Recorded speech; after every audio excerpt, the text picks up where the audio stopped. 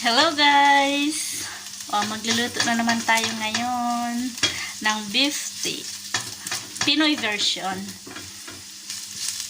Ang tawag dito, my own version ba? Yung sariling alam mo na, invento. Ayan, may bawang sibuyas na.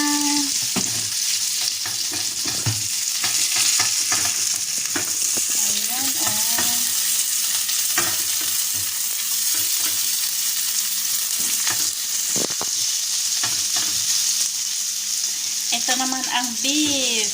Ayan, na-marinate ko yan ng ilang oras mula pa kaninang, ewan ko paano, mga 2 to 3 hours na ata ito nakamarinate. Ayan. Diba? Pag nag-brown na konti yung bawang, sibuyas, saka na siya ilalagay. Ayan, ilalagay na. Diba?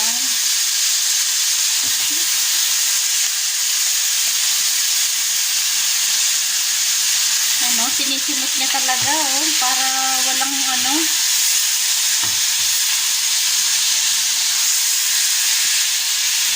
walang sayang ba? Ayan, Bakang-baka talaga siya. Ayan,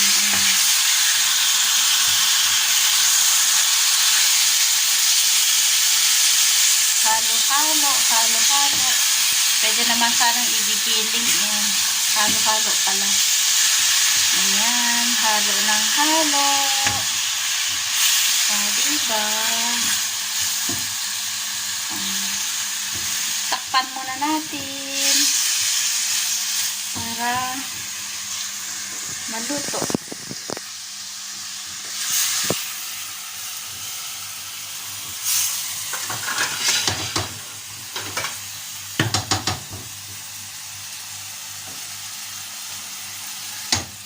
Ayan, tatakpan na.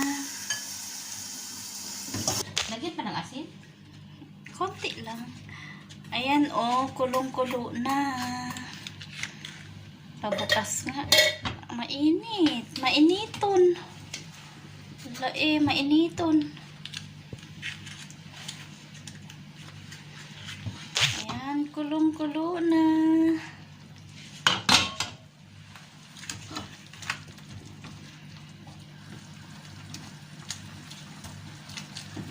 Diba?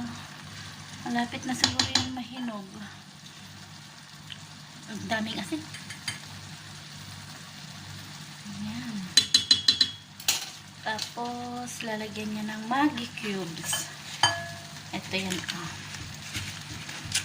Ito yun, Maggi cubes. Ipapromote natin ang Maggi. Ayan,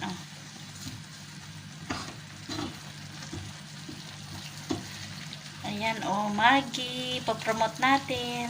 Pampalasa ng pagkain. Ayan. Halo-halo. Takpan uli. Para lumambot.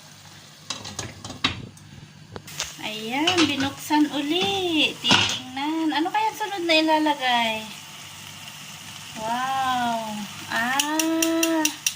Lemon o kaya kalamansi ang ilalagay. Ayan.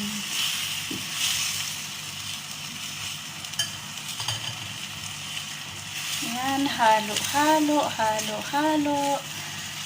Diba?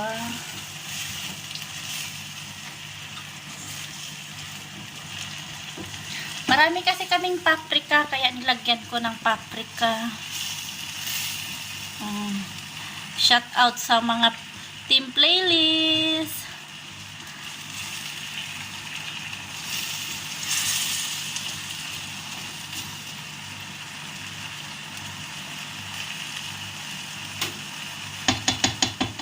Ayan, diba? Luto, kumukulo. Lalagyan niya ng konting paminta. Ayan.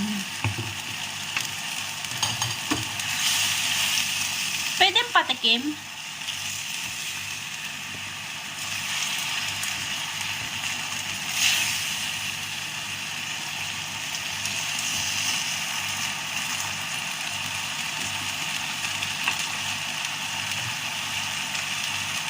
Ayan, titikman na.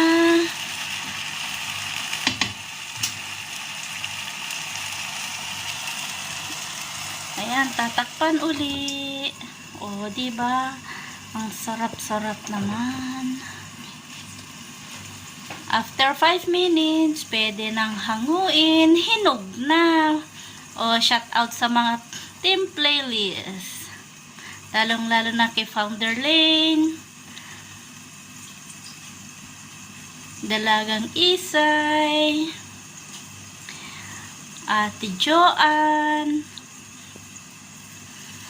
Sis Donna, Maricel Esco, Arian, Irene,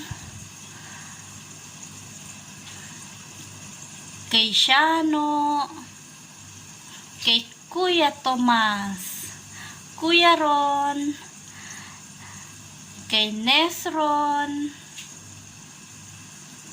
Sino pa ba ang hindi ko na shout out dyan? Si Jezbel.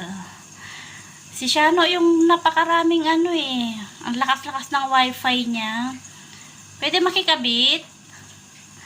Uy, Sis Agnes, shout out sa'yo. Nasaan ka na? Hindi ka na nabalita sa'yo. Sino pa bang hindi na dyan? Na shout out.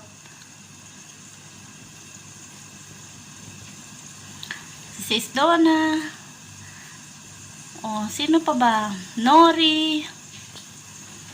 Basta lahat ng mga team playlist na hindi ko na shout out. Sorry.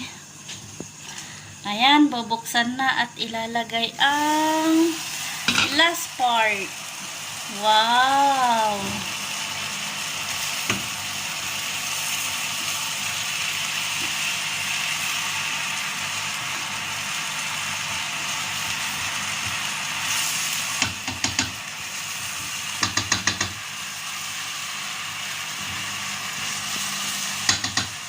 Ayan. Wow! Sa susunod ulit mga guys. Thank you! Sa walang sawang panonood.